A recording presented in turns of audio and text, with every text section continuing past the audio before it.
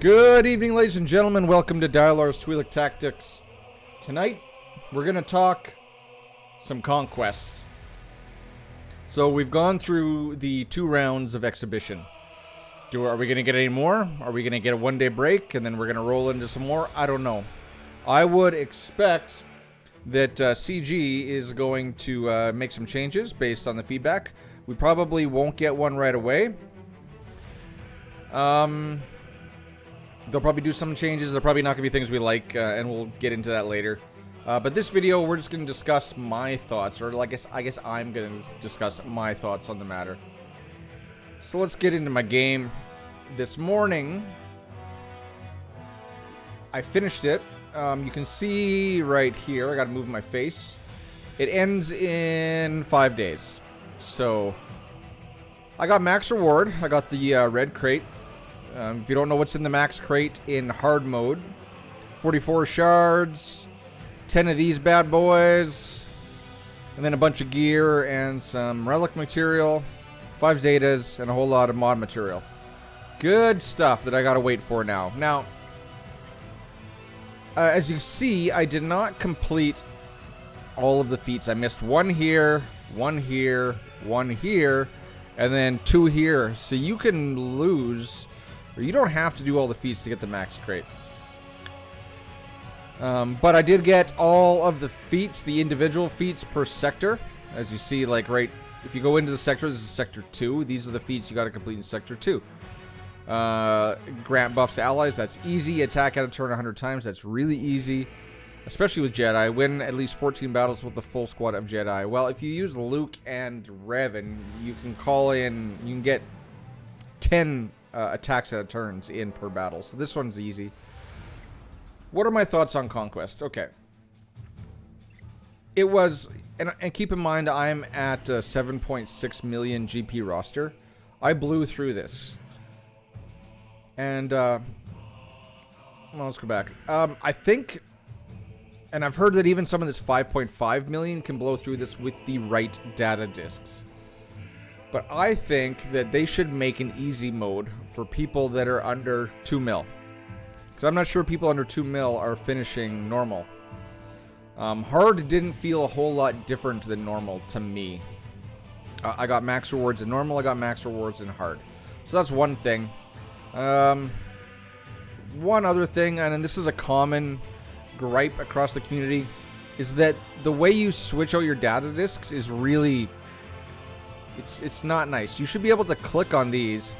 Like right now I'm holding down. Just like you'd hold down on a mod or something and then it would pull up what it is so you could read it. No. For this, you've got to like put all these in your roster and then go down here and read them. And then you got to remember which ones you put in because those ones are free to take out. Whereas these ones require currency to take out. Right? So that is something that should be really easy for CG to fix. Just let us click on it in here, hold down on it, so we can read the description and then move it over. Note, guys, I got 5 purple data discs, and I didn't need to use a single one of them. That's another negative in my opinion. Now, what makes Conquest a walk in the park is these ones right here, deployable cooling systems, and they're worth 1. So this one's nice, Leader's Resolve. It gives the leader 20% speed. Now that's nice for when you're running a trooper team, you're running JML team or something. It gets you out first, which gets the ball rolling on all those teams. Darth Revan, Vader, all those teams, right? So this one's nice. Deployable cooling systems is really nice because when you stack them, and they do stack, you can basically use the same abilities over and over and over and over and over again. It makes a breeze. You can just auto through a lot of these battles. Now, that is one thing that I think CG is going to change. I would say I am 85% certain that, and let's move me back up to the top. I'm 85% certain that CG is going to make it so that you can't stack data discs. You can only equip them once. They have to be unique. Now, if one is blue and you have a green one equipped, like right there, You'll have to choose which one you want, the blue or the green. I think they're going to do that so that you have to mix up your data discs a lot more. In that case, you really want this one, 15% chance to reduce your cooldowns. I like this one, Ruthless Swiftness. If you knock an enemy below 100% health, all of a sudden all of your allies are supercharged and they can go again. I have 3 deployable cooling systems on. I got a blue one, a green one, and a white one right there.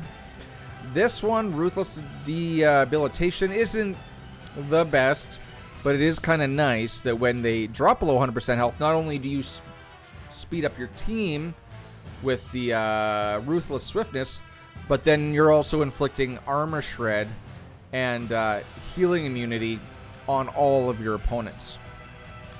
So there's those 2, and then the other really good ones, which are right here. Offensive buffs. So whenever an ally gains a buff, which they're going to do a lot, you're gaining 5% offense stacking. So there's an instance where I think stacking is going to stay the same. And then offensive buffs at the start of battle. I do believe, no, it is at the start of their turn. All allies are gaining offense up, crit damage up, and crit chance up for 1 turn at the start of their turn. Alright, so this might... I don't know if this means every turn, but I think it does. So if you think about it, I'm giving myself 3 buffs, which gives me, what? 10%, 25, 32% chance to reduce my cooldowns. And that's basically what happened. You could just completely disregard cooldowns. So, look, all of these are like 1 to 2 dot mods, except for this 3 dot mod. And that's all you need really to blow through hard mode. But keep in mind, I have heard of instances where some people didn't find any or very little deployable cooling system data cards. In that case, it's going to be a little bit harder. But I think by Sector 5, you should have enough chances if you look ahead that you should be able to pick and find them, since they are only a 1 dot. But yeah, I didn't need any of these purples. I might throw them on for fun, since I got 5 days now, basically, to play around with them. Because now that I've got max rewards, there's no pressure on me to actually get the feats. Consumables. I did buy this consumable once, and I only needed it once. I bought it for the boss fight in Sector 5. Because I wanted my Jedi Master Luke to go first. And he didn't even go first with 16% speed, but I was able to recover, since Jedi Knight Revan cannot be ability blocked. As soon as Revan got a turn, he just flipped it around, cleansed all the buffs, and off we were to the races, and we knocked it out of the park in 1 try. It gave me 4 tries, I only needed 1. So with the whole hard mode, I only needed 1 consumable. Now, 5 days left over. I have 41 energy. I refreshed energy 3 times because my OCD kicked in and I wanted to finish the sector right now. Right? But now that I know how much time, I don't know why I thought I was going to be crunched for time. But now that I know that I'm not, I got 5 days left and this was a 2-week event, I'm probably never going to refresh energy again. There is no need to refresh energy, at least with my data discs at my GP with my roster. So in that sense, it's nice, because it's not a cash grab, in my opinion. It is not. Yes, of course, you're going to want the teams to be able to complete all of this. And what teams did I find were the best teams for Conquest? Let's maybe go into my teams. Because I had a tab here just dedicated to Conquest teams, and I really didn't need it. Very few of them. So, Jedi Master Luke was one team I used quite a bit. I used Rey a few times, but not that much. And when I was using the Jedi Master Luke, I was not using Old Ben. I was using Hermit Yoda and Gas, right? First Order, that's a really good team to use. I liked that team. I used that quite a bit. I never used the 501st, really. Darth Revan, I used that quite a bit. Sith Eternal Emperor, I used him quite a bit. I did not use Rey really at all. Jedi Knight Revan I used a lot because there's that one sector where you have to inflict marked, I think, 20 times, or it could be more, but I used a variant of this many times. I did use Bounty Hunters a bit, but since a lot of the battles you needed just dark side wins, I found I did not use the Mandalorian or Grief because they would not count towards the feat. CLS, I honestly didn't use CLS hardly at all. There's one feat about, I think it's complete so many battles without any attackers, and for that I used a JML, Hoda, GMY, Barriss, and Shakti, right? Support and a tank. But there was also, I think, a feat in there which you needed to complete without any tanks. And for that, I think I used maybe Jedi Knight Revan team, or CLS would work for that, depending on if it was a light side or a dark side team. I never used Padme. I used Vader a lot. Not so much under Palp, but I think I did a couple times. I used Vader a lot. He was clutch, but oftentimes I ran him under Sith Eternal Emperor. I didn't really use GG at all. I think I did it maybe once or twice when my SWGOH team was had a lot of stamina gone, and then I think I pulled out for a dark side win. Didn't use BAM at all, although maybe I'll play around next time. Didn't use Night Sisters at all. Traya I mostly put under my Sith Eternal. I did use Troopers quite a bit. Troopers actually got me the kill on Sith Eternal Emperor in Sector 4 and got me one of the feats. One time, one shot, one whammy. I do believe I left range off and I brought in my Dark Trooper. And I did try to experiment with my Dark Trooper on other Empire teams. I never really ran the straight Moff Gideon team, but never ran Finn. I think I ran Bugs a couple times. Never ran Wedge, and then all these teams I'm never going to use. Maybe I can go back in now and play around, but really you can kind of narrow it down to 6 teams that you're going to need for Conquest. But I really enjoyed it. I think they knocked that one out of the park. I really do. It's fun. It's really fun. And what I don't know if I would change anything. If I was going to say anything, CG, just leave it the way it is right now. They are probably going to, after a while, they're probably going to pull the Razor Crest out of here, and they're going to be putting some chase characters in here. And I guess in that way, it incentivizes people to spend on gear to get up enough teams to be able to complete hard mode. So don't be surprised, guys, if all of the hardest characters are going to be gated behind Conquest hard mode.